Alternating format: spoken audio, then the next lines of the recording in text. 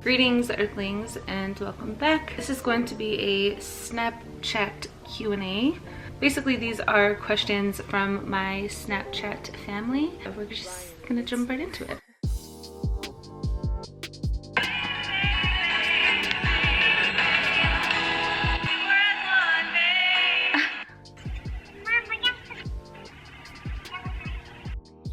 What are your kids going to be for Halloween, and are you going to dress up as well? Bianca is going to be a unicorn. Mariah, I think she just told me what she was going to be. Darn it. Noah doesn't know what he wants to be. Little Anthony wants to be the rapper X. Dominic doesn't go trick-or-treating, and I might dress up as a deer. It depends on my mood, I guess. Are you guys still buying a house with Anthony's winnings from the show, or was there a change of plans for the money? The money that he got from the show, he actually paid a lot of other stuff off.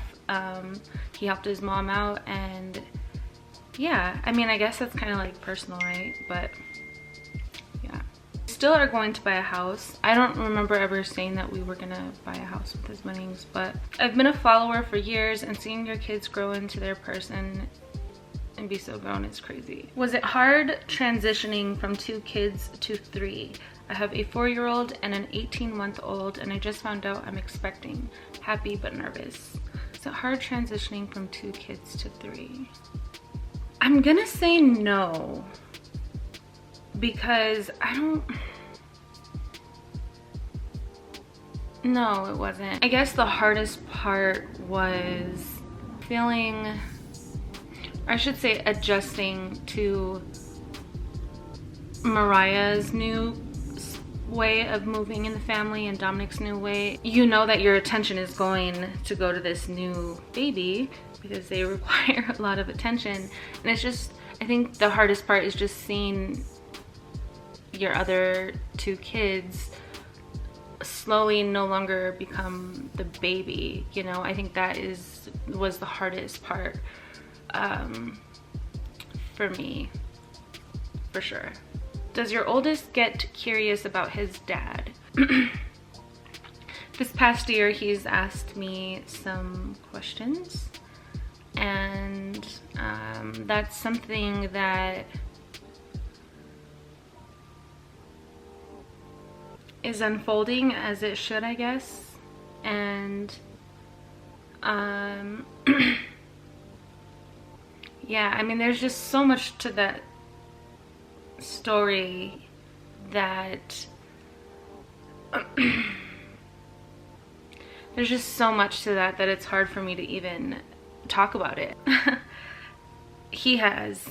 So, no question here. I feel like I know you. I've been a follower since Bianca was teeny tiny. I want to say 2012. I want to say I adore you, your personality, your energy. I love it all. You have blossomed into an amazing human, never changed. Thank you, Marie 81. How do you keep motivated on days you just simply can't get your shit together?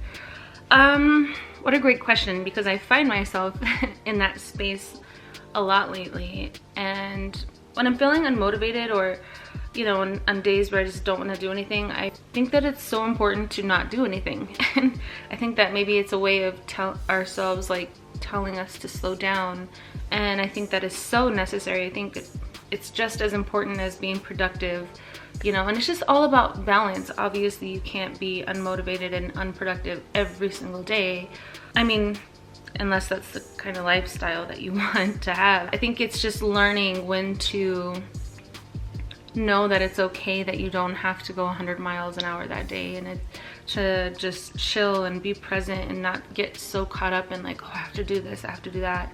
But again, finding that balance, it can't be like, you can't slow down every single day, especially if you have goals. You have to be active to pursue those goals, and be active in your healing, and be active in all of these things that we are striving for and thriving for at the same time.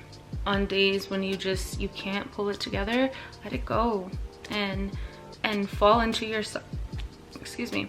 On days where you're just like, I don't want to do anything, or I don't want to, or I can't, like, then don't. But I also, when I do allow myself to take a time out, the next day, or that night I should say, I will write a list. Actually, I think I have it right here. Planner out, and I will make a list. So you can see it's like 6, 7, 8. It's like the whole day by time. And I have the whole day planned out for myself, and I have to do those things. Like I just, it's all about discipline. Like you just make yourself, it's not a matter, like you don't even give yourself the opportunity to think about if you should do something or not. You just like when I write the shit out that I have to do the night before, when I wake up, I see it all there and I'm like, okay, yesterday I really wanted to get this done and I didn't, and that's okay, but today I'm gonna kill it. And it's all about being gentle with yourself and being present. That is what I have found. So how do the children do when you and Anthony travel? Do they get upset when you leave them? I mean, every time is different. Every time isn't the same. Sometimes they're like, peace, see you later. Sometimes they're like, do we have to? We want to stay home. So it's always different. It depends on the situation. They go with their other parents, you know, so it's not like we just leave them and we're like, oh, figure it out, you know. My stepson goes with his mom, my kids go with their dad, or sometimes my kids will go with my mom, depending on what everyone's schedule is like. So it depends on the situation, but most of the time I'm very grateful to have understanding children, because when we travel, 90% of the time, like even 95% of the time, is for business. I think the way I portray it sometimes on social media, it looks like it's all fun and games, but a lot of it is like business moves. We think it's really important for them to travel. I know for me personally, on my journey, ever since I started traveling and I got out of the town, not that like I don't like where I'm from, because I love my city, but when I got out of this town and I'm like, oh my gosh, there's so many different other kinds of people, and I just learned so much. So I want that for them at a young age. So we are going to start traveling with them, take turns, like taking 2 at a time. So do you still use Curology? What is the name of the facial that helps reduce redness? Your skin looks amazing. Thank you, Jess.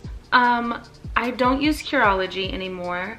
When I did use it, however, I feel like it helped me a lot. The only reason why I stopped using Curology is because I started using Retin-A.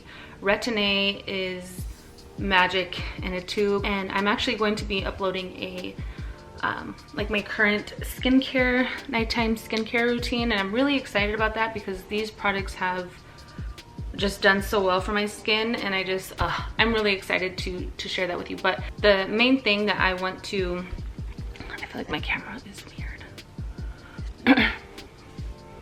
I think the thing that has helped me the most is Retin-A. Do you like healing stones? If you do, which one is your favorite?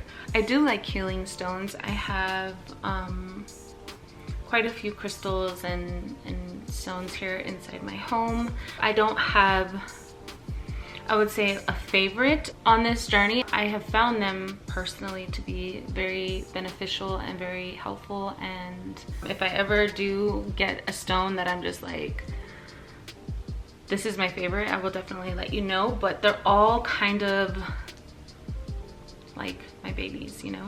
Do you still struggle with self-shame for missing workouts or eating bad? Or have you been on such a good stride it's easier now? How did you combat this in the past? Also, does having access to space at home for workouts make it easier to be consistent? Well, okay, so this is kind of like a few different questions. Do you still struggle with self-shame for missing workouts or eating bad? I don't. I feel like that was such an unhealthy habit of mine that I had for so long, and I think it really held me back on my like fitness journey, because when you're in shame, you know, or you're constantly, you know, feeling shame about something, it's really hard to be successful in that. And I finally came to realize, okay, if I keep shaming myself and beating myself up every single time I fall, I'm never gonna make any real progress. So I just let that go. And if I did eat, like for example, I ate pizza last night. I when me and hubby were in Canada, I ate like this macaroni and cheese food truck. I ate from all of the food trucks, I'm not gonna lie. But I don't eat perfect. I still do struggle with, you know, how I eat, but I show up and I work out at least 4 times a week.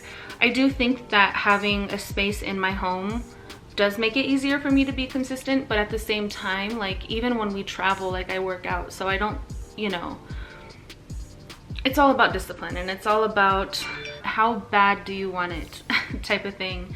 Just showing up, and when you, on the days when you don't show up, being really soft with yourself and not, you know, beating yourself up, because when you beat yourself up, you're, what good are you when you're beating yourself up? Now that I think about it, I used to share a lot of like my struggles when it came to like working out, and I stopped sharing that with you guys.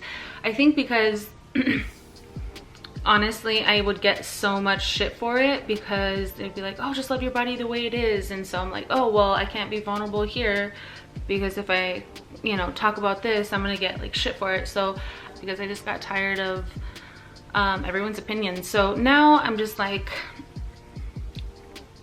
those videos help someone stay motivated, you know? So what is your advice if a person is feeling like their life is at limbo and that person feels satisfied but dissatisfied with life? Wait, what? Be patient and trust the process. I think what happens with us is that we want everything right now. We want it right now, and everything should be exactly how we want it right now.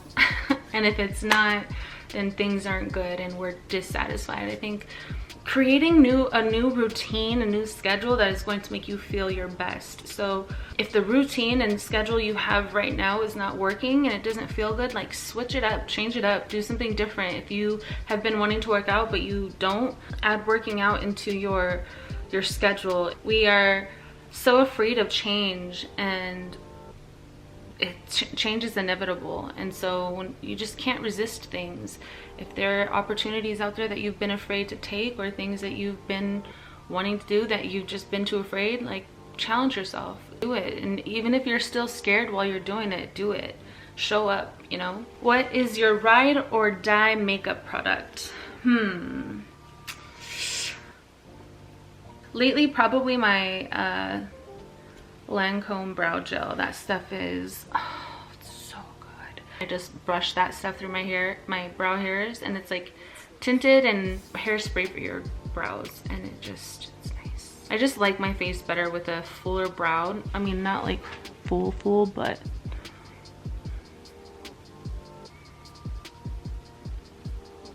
if you weren't a YouTuber, what do you think you'd be? Also, if you'd go to college, what would you like to study?